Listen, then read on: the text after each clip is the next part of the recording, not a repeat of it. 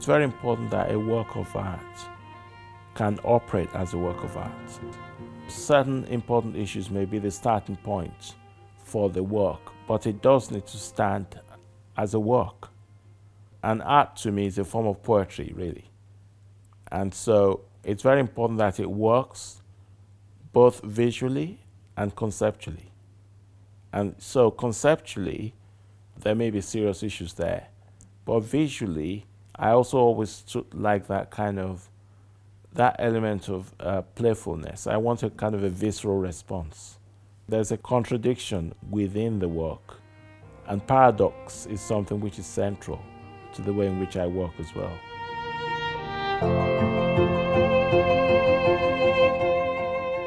The imagery of Yinka Shonibare's sculpture, which is very much a response to the exhibition Enlightened Princesses and a response to the encounter between Eliza Lucas Pinckney and Princess Augusta, is incredibly rich and with all sorts of connotations.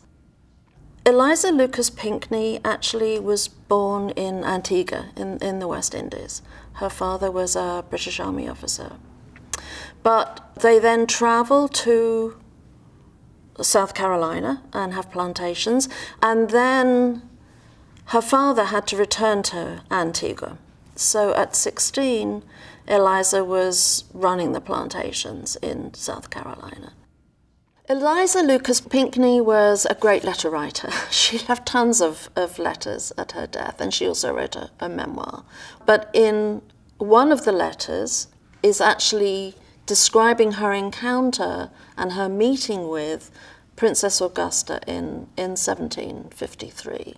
So it's really interesting, that she brings these different examples of what of the sort of bounty of a colonial space. So the birds, are kind of specimens of what is unique to the American colonies or the North American colonies.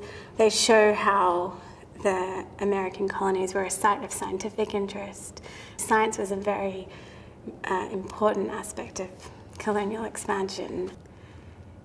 And then I think the dress and the silk, again, it shows her own industrial awareness or industriousness and industrial innovation. And I think it also shows her awareness of what a lot of British manufacturers were looking for. They were looking to other and alternative sites for silk production at this time. But then I thought the birds were a great metaphor for the slaves that she had working with her. And I wanted a kind of a symbolic gesture to emancipate the slaves. So I produced this figure in which Mrs. Pinckney's head becomes a cage, and the birds have escaped the cage.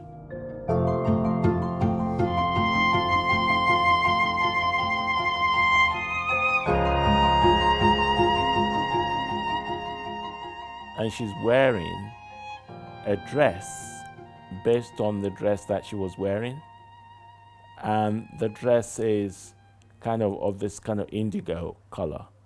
She's sort of leaning forward, but then she stands on top of a globe, and the globe, it's a globe of that time. The globe, the 18th century globe, marked by those areas which are actually dominated by Britain at the time, is actually at the bottom. It is the support of the entire sculpture. The woman is balanced on this globe.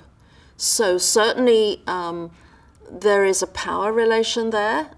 The very position of the woman herself is being granted by its relation to the globe. So there is there is acknowledged that there are advantages to being this enlightened white woman in terms of sort of British colonial imperial power. But at the same time, the woman is balancing on this round object, which I think, points to the fact that even enlightened women of the time could be in a very precarious position.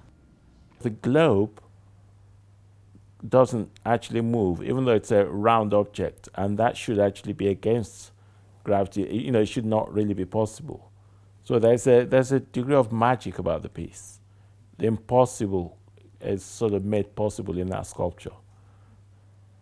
A contemporary artist like myself can be in a historical exhibition like this, because I think my role is to actually interrogate history, challenge history. I find that very obvious. I feel that the contemporary is simply the continuation of the past. So I don't have a problem with interrogating context, if you like, which is what this is. So I feel very comfortable there.